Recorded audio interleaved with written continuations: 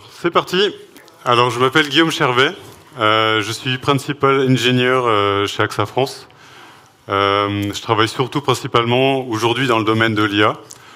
Depuis plusieurs années, on travaille sur la lecture automatique de documents et en temps réel. Depuis quelques temps, je travaille plutôt sur des sujets de GenIA. Et je suis tout simplement quelqu'un de passionné. J'adore ce que je fais et j'adore l'informatique et le développement. Et il y a quelques années, on utilisait OpenFaaS sur Kubernetes et on a eu quelques soucis avec. Et de fil en aiguille, on a remplacé OpenFaaS par SlimFaaS. Et aujourd'hui, je suis persuadé que c'est une pépite sur le marché. Et c'est tout ce que je vais vous montrer aujourd'hui, pourquoi c'est une pépite aujourd'hui. Donc c'est parti. Voilà mon témoignage aujourd'hui. Je suis là pour faire mon témoignage. Donc avant SlimFaaS, on avait une application, un projet qui en production. Alors j'ai oublié de dire, je ne vais pas dire le mot euro, je vais dire le mot pingouin à la place. J'ai remplacé euro par pingouin. Et pour tous ceux qui connaissent aussi le Daily Clean qui est utilisé chez AXA et qui a déjà été présenté les années précédentes, oubliez-le, on ne l'utilise pas. On va faire comme s'il n'existait pas. Donc, historique, ce qui se passait, c'est que cette application nous coûtait 200 pingouins par jour en production. Les IA, ça coûte cher. C'est-à-dire environ 6000 pingouins par mois. Avec SlimFaaS, on est descendu à 42 pingouins par jour, ce qui fait un total d'environ 1260 pingouins par mois, ce qui fait qu'on sauve environ 4740 pingouins par mois. Bon, ChatGPT, ça marche bien pour faire des slides. Mais c'est pas tout. Chez AXA, on a 4 environnements. On a la dev, la recette, la pré-prod et la production. Ce qui fait qu'environ on sauve environ 19 000 pingouins par mois sur ce projet. Et voilà, mon témoignage aujourd'hui, c'est que sur un seul projet, grâce à SlimFaaS, on a sauvé environ 230 000 pingouins sur une année. Bon, là on peut être fier. Alors dans cette présentation, je vais la faire en 3 grandes parties. La première, la plus grande, c'est que je vais vous présenter SlimFaaS. La seconde, je vais vous expliquer pourquoi SlimFaaS est un mind changer. Et la troisième, je vais vous expliquer, oui, mais pourquoi on aurait pu utiliser comme j'aime, mais on a utilisé SlimFaaS. Bon, ma blague est nulle, mais j'ai essayé. C'est parti, je vais vous présenter SlimFaaS, et cette partie, c'est la plus grosse. Je vais la présenter en plusieurs parties. Je vais, dans cette partie, vous expliquer qu'est-ce que fait SlimFaaS, comment ça marche, et je vais vous faire une démo de comment on l'installe et comment ça s'utilise. Allez, c'est parti. Tout d'abord, SlimFaaS, c'est open source, c'est sous licence MIT, et comme c'est écrit dans le GitHub, c'est the slimmest and the simplest function as a service. Alors, function as a service, c'est du marketing. Au final, c'est des pods classiques, et c'est du Kubernetes classique. Derrière, SlimFaaS, c'est juste un proxy, uniquement un proxy. Et qu'est-ce que ça permet de faire, SlimFaaS? Ça va vous permettre de scaler to zéro. Alors, si dans le fond, vous voyez peut-être pas, ça va vous permettre de scaler to zéro, de gérer des appels synchrones, bon, ça, c'est plutôt simple, mais aussi des appels asynchrones. C'est-à-dire que SlimFaaS va pouvoir prendre les messages, les mettre dans une queue pour protéger votre pod, et ensuite va pouvoir les dépiler pour appeler votre pod sous-jacent, en asynchrone. SlimFaaS permet de faire du retry pattern. Il va aussi permettre de rendre vos pods dans votre namespace privé ou public, c'est-à-dire que SlimFaaS, c'est un proxy. Vous allez l'exposer, vous allez mettre une route pour l'exposer, et vous pouvez choisir quel pod vous allez exposer via SlimFaaS ou non. SlimFaaS va vous permettre de faire du pub-sub, exactement comme Redis, sauf que la différence est que Redis, vous devez installer un driver. Avec SlimFaaS, cette fonctionnalité vous couplera à SlimFaaS, mais tout va passer via HTTP. 0 driver à installer. Slimfast est un mind changer. Alors là, j'expliquerai un peu plus pourquoi. C'est parce qu'il va proposer une API REST qui va vous permettre de décrire l'état de votre infrastructure et du coup de transformer un peu les problématiques. Et au lieu de mettre de la résilience côté infrastructure, vous pourrez mettre de la résilience côté front, côté web. Et Slimfast est plug and play. C'est-à-dire que vous avez une infra existante dans un namespace, vous déployez Slimfast et avec juste une annotation, hop, c'est parti, Slimfast commence à fonctionner. Et c'est léger. Pourquoi? Parce que plus ce sera léger, Slimfast, plus ça aura de la valeur ajoutée. Alors, comment ça marche, Slimfast? Je vais descendre comment ça marche. Alors, Slimfast permet de gérer des appels synchrones, c'est-à-dire que vous allez exposer Slimfast en public, c'est un petit proxy, et ensuite vous avez juste à écrire fonction et slash la fonction que vous voulez appeler. Derrière, par exemple ici, un petit schéma, vous allez appeler Slimfast, slash fonction, slash le nom du pod que vous voulez appeler, et ensuite le pass HTTP classique que vous voulez appeler. Ce pass sera redirigé sous le pod sous-jacent qui sera appelé. On peut faire des posts, des puts, des get, des delete. C'est juste un proxy, tout va passer au pod sous-jacent. On peut faire des appels asynchrones. Là, qu'est-ce qui se passe? Je vais dézoomer un petit peu. Voilà. C'est qu'au lieu d'écrire function, on va écrire async function. Derrière, qu'est-ce qui va se passer? C'est que le message va être pris, mis tout de suite dans une queue spécialisée pour le pod. Et derrière, quand le pod Fibonacci ici aura de la disponibilité, Slimfast va l'extraire de la queue et faire l'appel HTTP, comme il a été fait. Alors, on peut faire des appels, il y a ce qu'on appelle une route wake-up qui ne sert juste à réveiller l'infrastructure.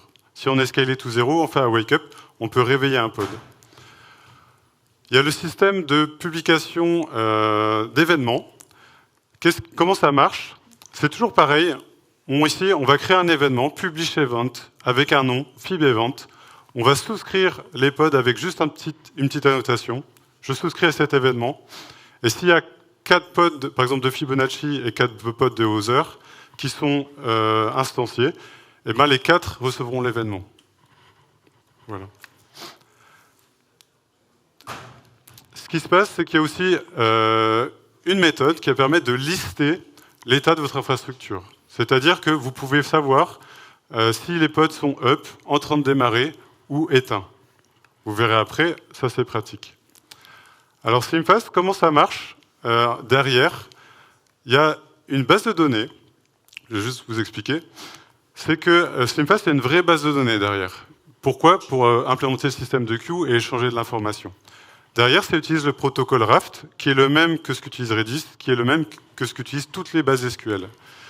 Et ce qui se passe, c'est que quand vous appelez Slimfast, ça va tomber sur un des nœuds, et il y a un des nœuds qui est le master, qui va gérer les écritures. Les autres vont juste sauvegarder les écritures. Il y a 2 ports sur Slimfast. Il y a un port interne qui va servir à la base de données interne, que j'ai appelée Slimdata, de communiquer entre eux. Celui-là, il ne faut pas l'exposer. Et il va avoir le port public, ici 500 pour l'exemple, et c'est comme ça qu'on va appeler Slimfast pour appeler les pods sous-jacents. Voilà. Alors pourquoi on met 3 pods ici?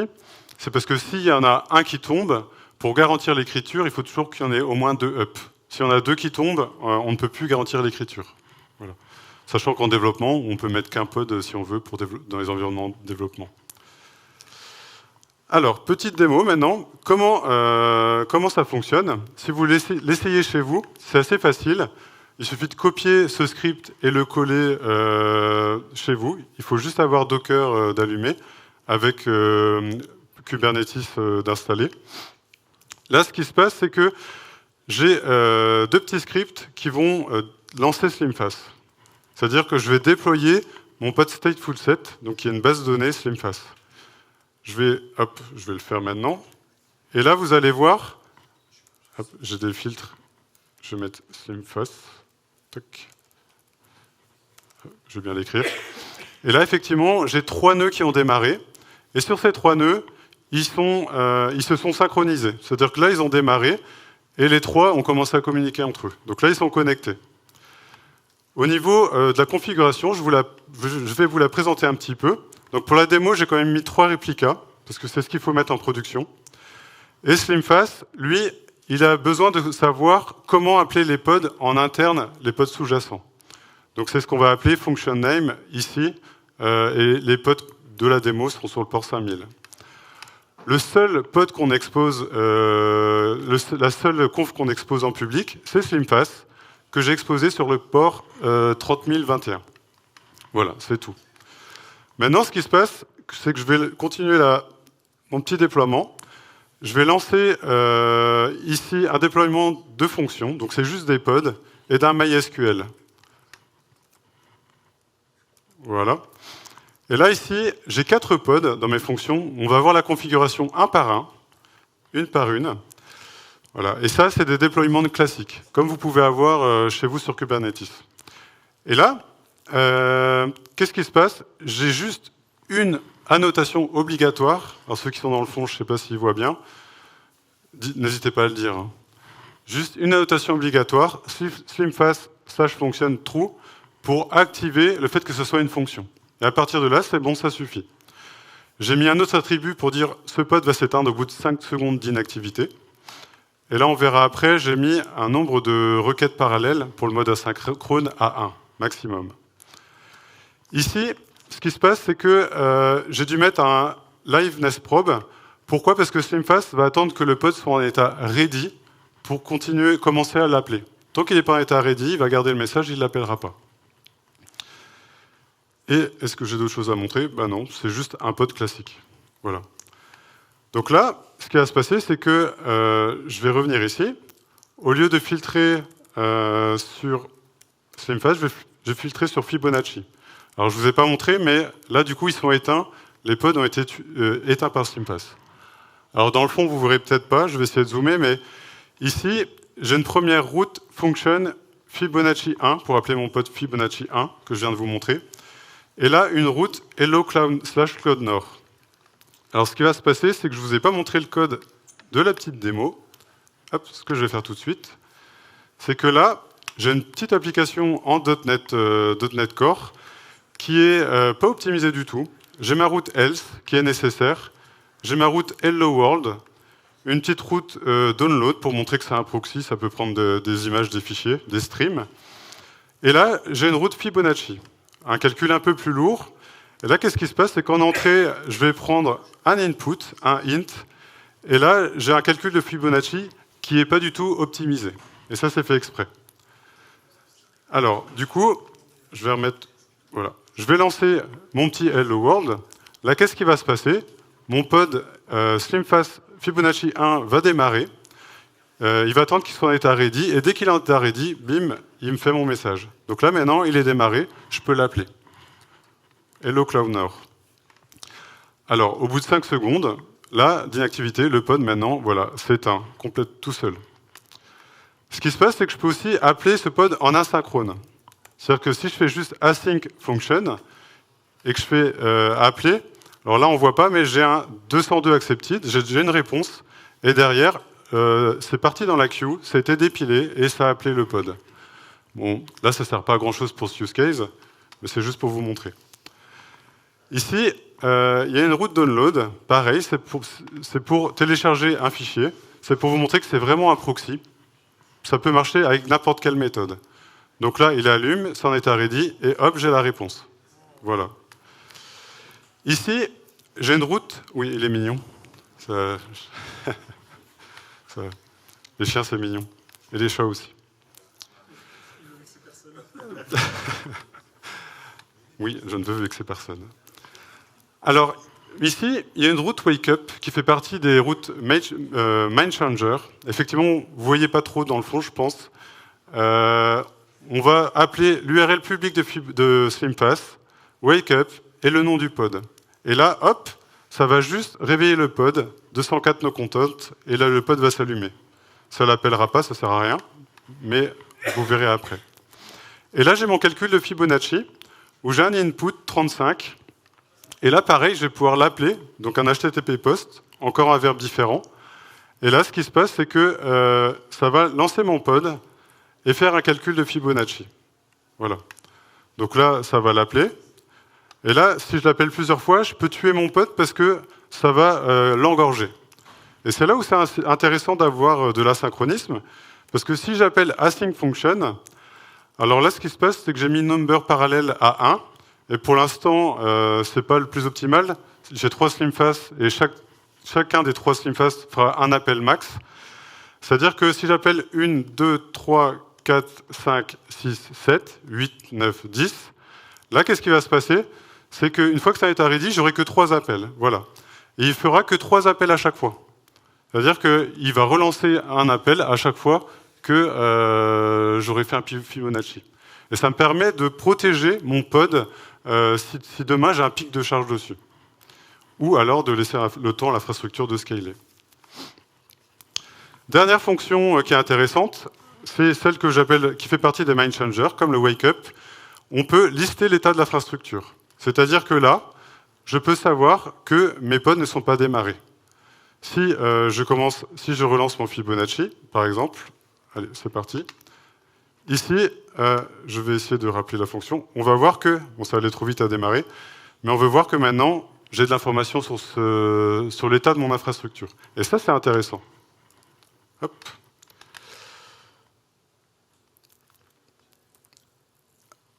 Alors, comment on l'utilise, nous, sur notre application dont j'ai fait mon témoignage? Alors, ce qui se passe, c'est que c'est une application où on doit classifier des emails en temps réel.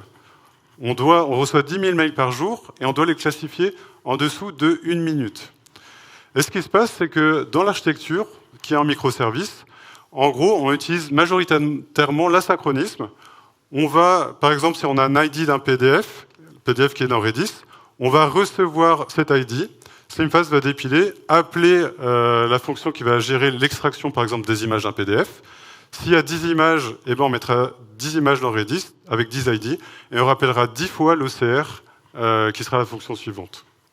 Alors c'est intéressant parce que ça va permettre à l'infrastructure, s'il y a un pic de charge, ça va lui laisser le temps de scaler vers le haut sans casser l'infrastructure. Et si on n'utilise pas l'infrastructure, comme c'est souvent le cas la nuit, c'est le cas sur ce projet, eh ben on peut descendre jusqu'à 0.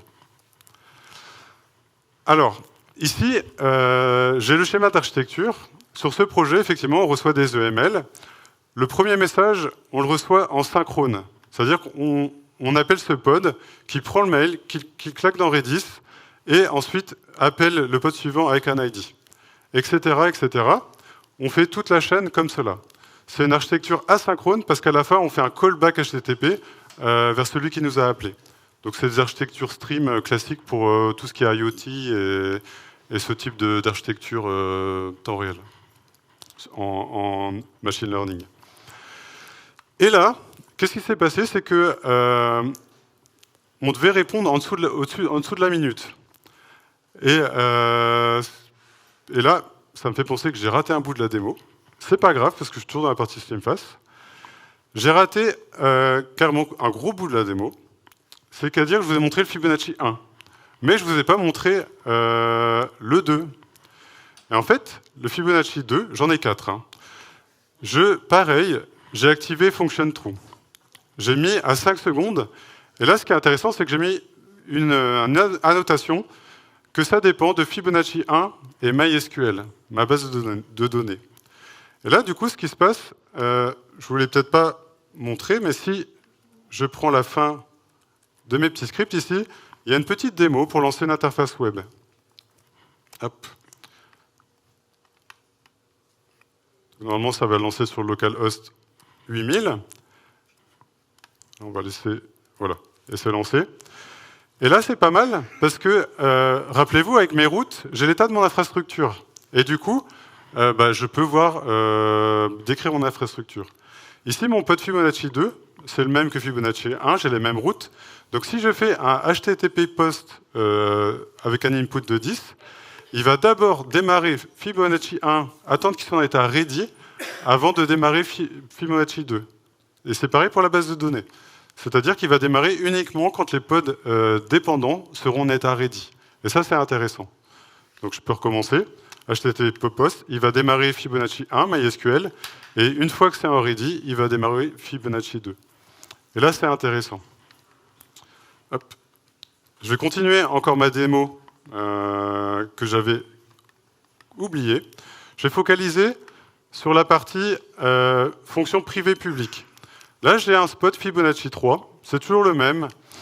Je mets un temps d'extraction à 2 minutes. Et là, ce qui nous intéresse, c'est que par défaut, il est public.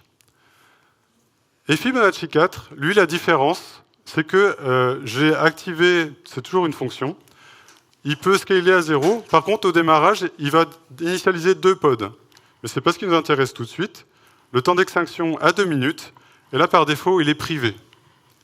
Pourquoi? Parce que j'ai mon pod Fibonacci 4 ici. Si je veux l'appeler, post Fibonacci 4, là, on ne voit pas très bien, mais je reçois un 404. C'est-à-dire que le pod n'est pas accessible de l'extérieur. Il y a une protection qui va empêcher de pouvoir y accéder de l'extérieur. Par contre, il est accessible à l'intérieur du namespace. C'est-à-dire que si je regarde le code ici, hop, on va remonter un peu plus haut, on a un petit exemple, voilà, ici, Fibonacci 4, qui prend en entrée notre input de Fibonacci, et là, en interne, va appeler SlimFast, avec l'URL interne de SlimFast, et le pod Fibonacci 4, classiquement. Et en fait, après, on sérialise et on récupère juste le résultat. Donc on va appeler, ce qu'on va faire, c'est qu'on va appeler le pod Fibonacci 3, qui va démarrer. Alors, il n'y a pas de depends on là, donc je vais l'appeler. J'utilise cette route, il démarre, il lance l'appel. Là, j'ai pas de depends on, donc il va démarrer après. Donc ça va être un peu plus long. Il démarre, il reçoit quand il sera en ready, il va recevoir l'appel, et Fibonacci 3 va être capable de répondre. Donc je ne sais pas si vous voyez très bien, mais du coup, Fibonacci 3, ici, a répondu, il fait l'appel à l'autre pod à l'intérieur, et nous répond. Et là, c'est intéressant. Hop. Je vais quand même continuer... Ah non, je continuerai la démo après. On va repartir sur mon petit slide. C'est là où ça m'intéresse. C'est que cette architecture, elle devait démarrer sous la minute. Et qu'est-ce qui s'est passé? C'est que là, bon, c'est bien, le depends on, ça va faire son job. Sauf que ce pod-là, text extract, démarre rapidement. Et il est peu sollicité, c'est quand il y a des Word, des Excel, des PowerPoint. Du coup, on a dit, on va le démarrer que quand on l'appelle. Et c'est plutôt rapide. Et c'est greffé à un second projet. C'est-à-dire qu'on a eu des emails un peu plus sensibles qui sont arrivés, et on a dû, pour certaines raisons, faire un nouveau pod pour prédire dans quelle boîte mail on doit rediriger ce mail. Et là, ce qui était intéressant, c'est qu'on a pu commencer à utiliser la route wake-up. C'est-à-dire qu'à l'avance, on sait que ce mail va arriver là ou va arriver là. Et dans ce cas-là, on a pu tout de suite, si c'est un mail sensible, on démarre tout de suite ce pod, qui est assez long à démarrer. Et si c'est un mail qui n'est pas sensible, on fait un wake-up à chaque fois de ce pod. Et c'est pas fini, il s'est greffé encore un autre projet, où là, on devait classifier le contenu de chaque page de document. Et la plupart de ces documents venaient des emails. Donc on s'est dit, c'est intéressant de le mettre dans le même projet. Et là, du coup, on sait aussi, dès le début, le type de document qu'on reçoit en entrée. Et là, j'ai mis en noir tous les pods qui sont communs à quasiment tous les appels, et en vert, tous ceux qui sont les nouveaux pods.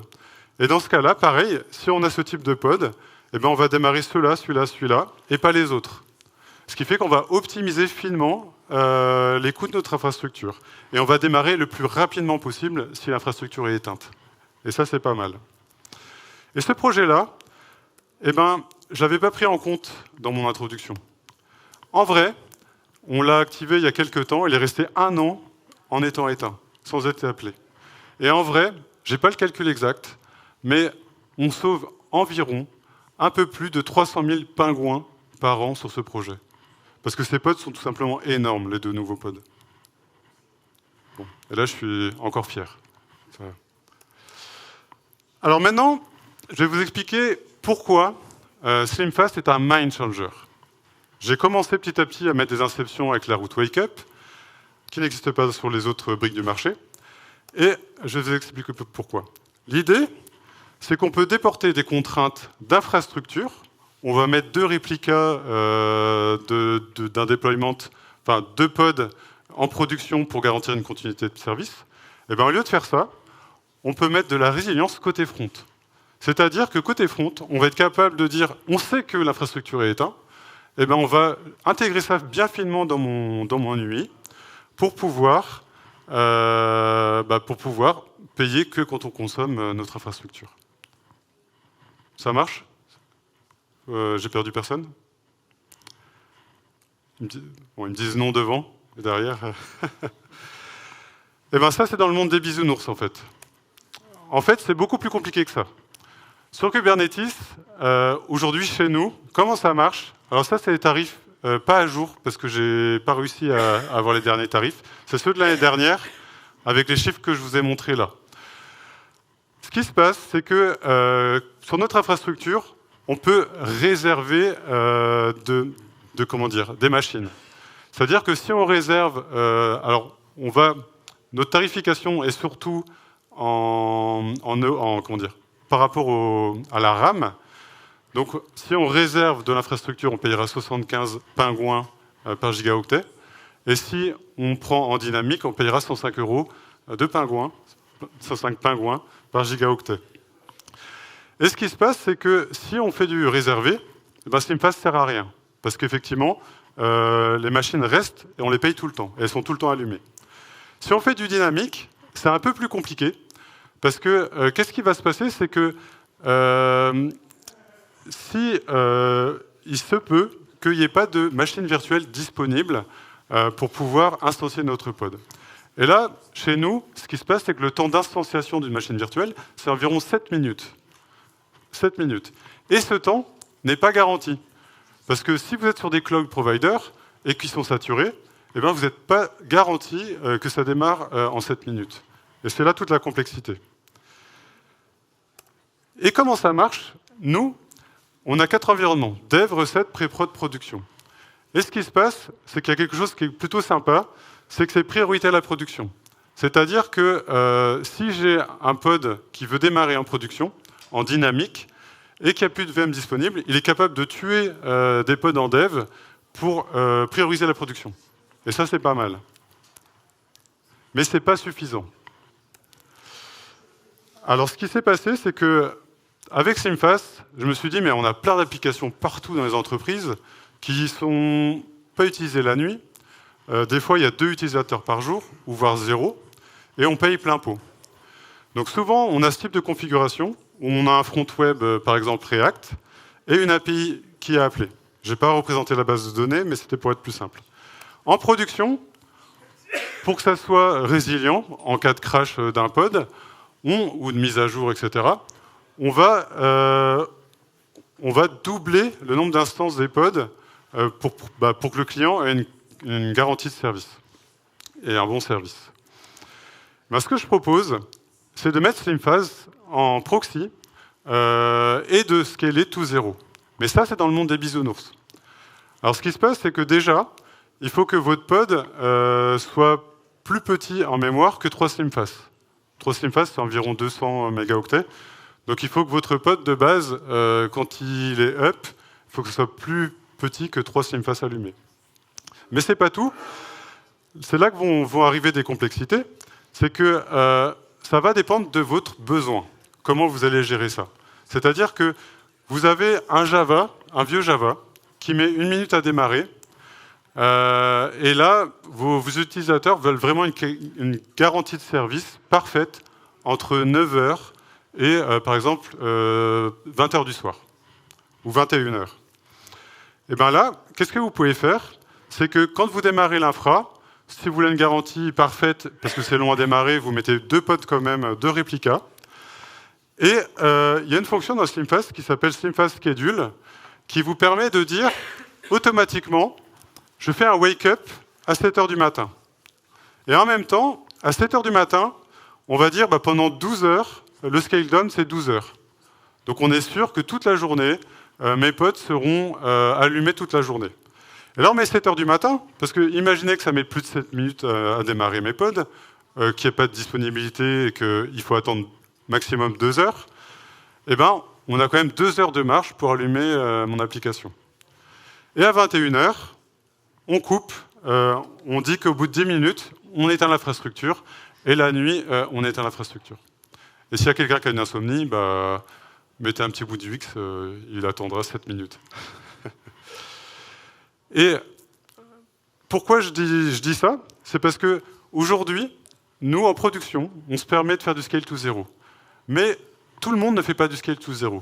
Imaginez que tout votre applicatif de votre boîte scale to zero, eh ben, il est probable que tout le monde voudra scaler vers le haut en même temps. Et du coup, ça, il faut le gérer. Et ce qui est bien, le message que je veux passer, c'est que comme pour protéger la nature, la planète, chaque petit geste compte, eh ben, avec SlimFast, vous pourrez faire plein de petits gestes pour sauver des pingouins. Je croyais avoir éteint le Teams. Hop. Oui, mais pourquoi SlimFast? Pourquoi il existe?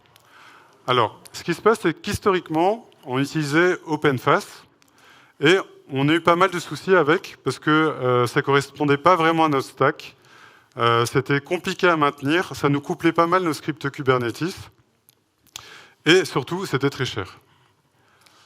Hop, je ne sais plus, j'ai une petite partie quelque part par là. Voilà. OpenFast, c'est le seul qu'on avait pu installer quand on a commencé à travailler sur ces sujets.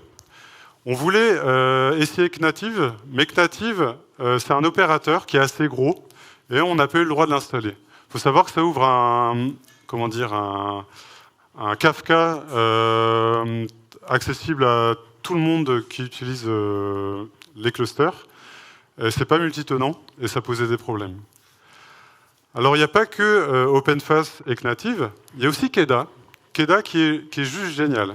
Alors, ce qui s'est passé, c'est qu'on utilisait OpenFast, et pour ne pas casser tous nos applicatifs, on a créé SlimFast juste pour remplacer OpenFast.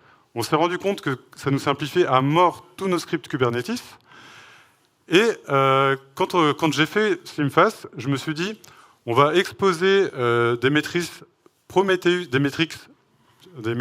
Prometheus à Prometheus pour pouvoir les exploiter avec Keda pour faire du scale to zero et du scale up et du scale down. Alors ce qui s'est passé, c'est que le petit proxy, je l'ai fait en poquant en une après-midi. Et j'ai un gars de chez nous, Thomas Le Marchand, il m'a dit, tu as accès à l'API Kubernetes, qu'est-ce qui t'empêche de scaler to zero? Et pareil, une petite après-midi de test, et en une après-midi, on scalait à zéro. Et c'est comme ça qu'est né SlimFast. Et aujourd'hui, Keda est très bien pour plein de cas d'usage, qui permet, parce qu'il n'y a aucun couplage par rapport à votre infrastructure. Par contre, c'est un opérateur, et il ne vous permettra pas de faire ce que fait SlimFast, de grappiller des petits espaces pour grappiller et sauver des pingouins. Yes, but why? Donc c'est pas terminé. J'ai encore une petite démo qui sert à rien. Et c'est pour ça qu'on est dans oui, mais pourquoi? Cette démo, elle m'a été glissée par un collègue qui n'est pas là. En fait, on m'a dit un jour, pourquoi tu fais un Fibonacci en interne et pourquoi tu ne fais pas juste un Fibonacci qui rappelle SlimFast, qui refait tout en Fibonacci, tout par HTTP. C'est-à-dire que au lieu de faire un Fibonacci en mémoire dans le pod, on prend en input un Fibonacci et on va se rappeler en boucle. C'est-à-dire qu'on va faire le calcul de Fibonacci input -1, input -2, et à la fin, on retournera les résultats. C'est-à-dire qu'on va lancer des centaines de connexions juste pour calculer un Fibonacci. Le tout en synchrone. Ça sert à rien, mais c'est cool. Et là, effectivement, mon pod 3, là, il n'est pas démarré. Hop, c'est parti. En plus, j'ai oublié les logs. Normalement, il faut que je les enlève pour que ce soit plus rapide. Il faut que je les désactive. Là, qu'est-ce qui se passe? Il se boucle entre lui Comme c'est récursif, tous les appels restent ouverts, HTTP. Et voilà, c'est bon. Il m'a fait... il y a eu 465 appels HTTP, je vais zoomer un petit peu, pour retourner le résultat 233. Donc là, qu'est-ce qui se passe? Effectivement, bon là il est allumé, ça va aller plus vite. Il boucle sur lui-même, il rappelle Slimfast, il rappelle le pod Fibonacci 3 pour donner les résultats. Bon, ça sert à rien, mais c'est cool. Je trouvais ça cool. Hop. C'est bon pour tout le monde?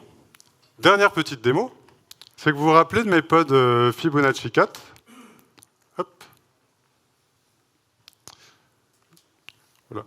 Ici, j'ai un pod Fibonacci 3 et Fibonacci 4. Ces pods, ils ne sont pas du tout exposés ils sont juste en interne dans mon namespace. Voilà, j'ai Fibonacci 4.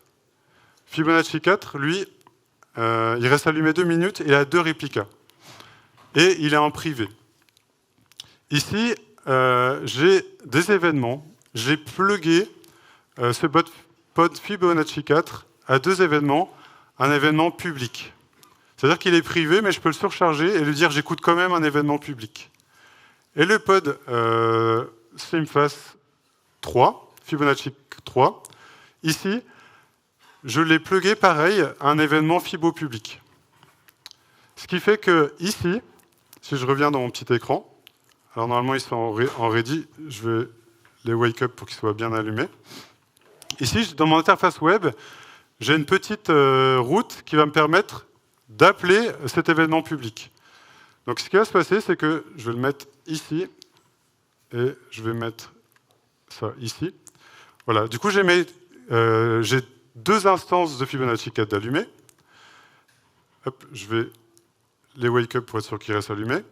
Et j'appelle un événement public. On va prendre le premier instance de Fibonacci 4, par exemple. Voilà, là il est appelé.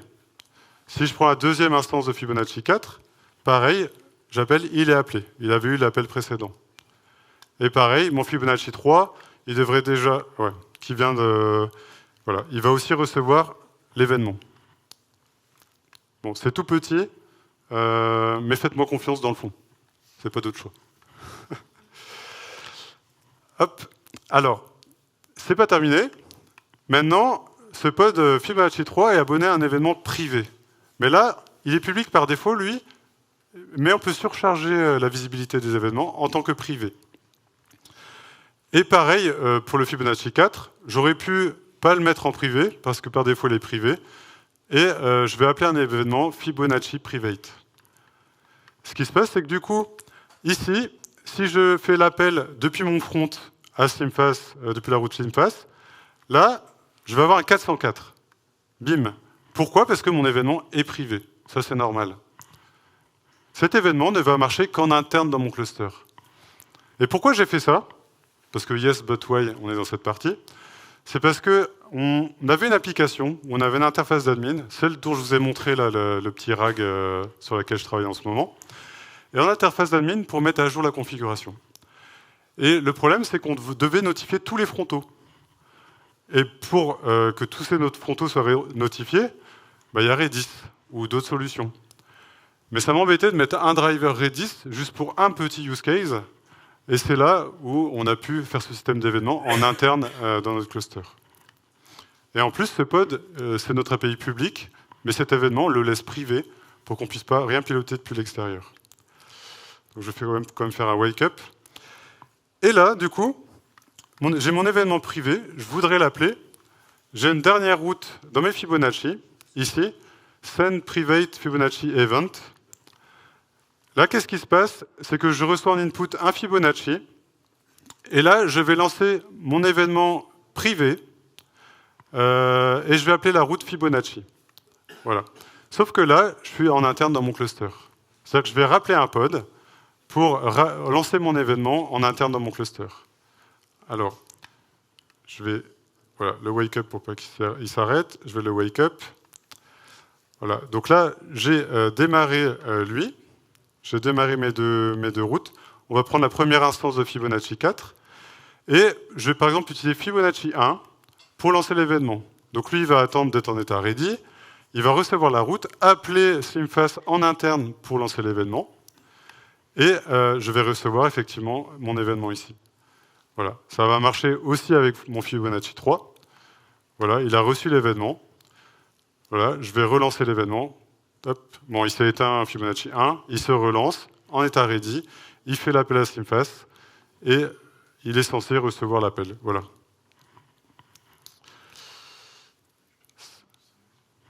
C'est beau, hein?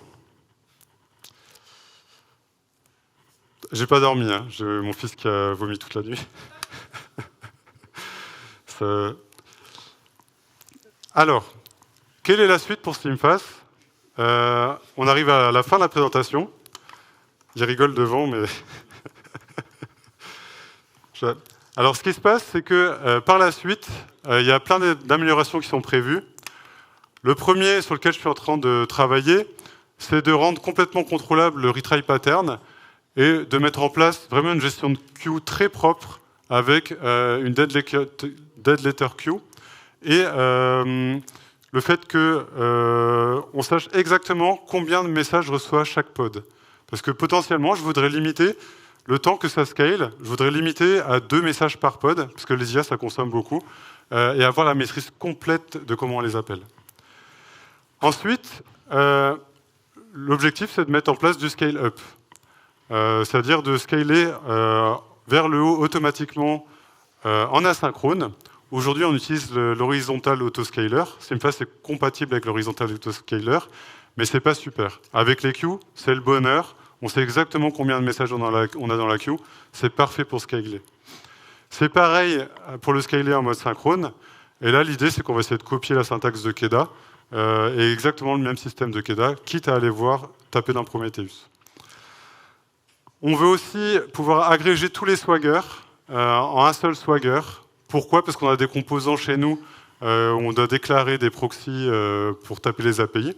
Et ça permettrait d'exposer SlimFast directement et de fusionner toutes les API des pods qu'on consomme. Et aussi rendre SlimFast compatible avec le standard Cloud Event pour pouvoir démarrer de... L'idée, ce serait de faire plein de petits pods, des pods qui sont connectés à Kafka, des pods qui sont connectés à d'autres stacks, pour pouvoir automatiquement rappeler SlimFast et démarrer l'infrastructure. Alors, dans cette présentation, je vous ai présenté mon témoignage, je vous ai présenté SlimFast, qu'est-ce que ça fait, quelle est son architecture, je vous ai présenté pourquoi c'était un mind changer. Et vous voyez ce pingouin, ce pauvre pingouin, il attend plus que vous. Il attend plus qu'à être sauvé. Et du coup, maintenant, mon message, c'est que chaque petit geste compte et c'est à vous de jouer. SlimFast est open source. Vous pouvez le lancer en 5 minutes sur votre poste. Vous prenez votre infrastructure classique, vous déployez le stateful set SlimFast, vous mettez la petite annotation, vous jouez avec et c'est tout.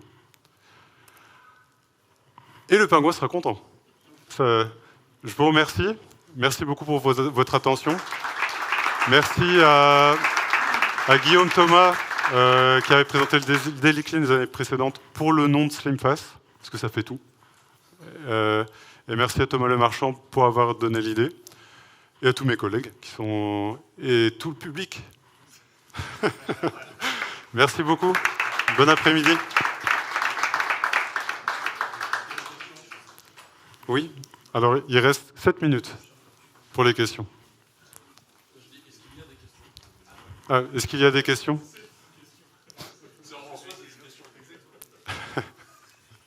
Une question est une question. Est-ce qu'il y a des questions? Je veux quand même vous attendrir.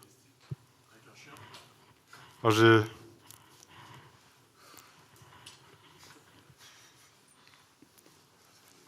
pas de questions. C'était vraiment bien alors. Ah. Bon, en tout cas, je vous remercie. Il y a vraiment 0 question. Vous avez tout compris. C'était pas trop technique, pas trop... Bon, en tout cas, n'hésitez pas, si vous avez des questions, à revenir vers moi tout à l'heure. Comme mon fils est malade, je dois rentrer dans pas longtemps parce que pour la sortie d'école. Je suis disponible si vous voulez. Et n'hésitez pas à me joindre. J'ai pas mis mes contacts à la fin, mais une petite issues et on discute. Ah oui, n'hésitez pas, une petite étoile, ça sauve pas les pingouins, mais ça remonte le moral. Voilà. Juste ici.